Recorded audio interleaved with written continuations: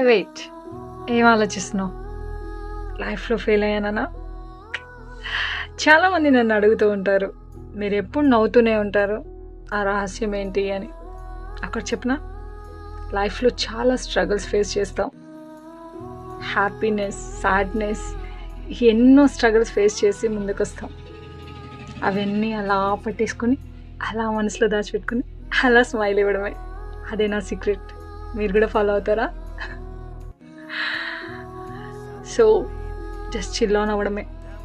మన బాధలు ఎవరు తీర్చరు, మనమే తెచ్చుకోవాలి. సో ఎవరో వచ్చి మన స్ట్రగుల్స్ని తీరుస్తారు అనుకొని అలా కూర్చుని బాధపడే కంటే మూవ్ ఆన్ అవ్వడం చాలా బెటర్.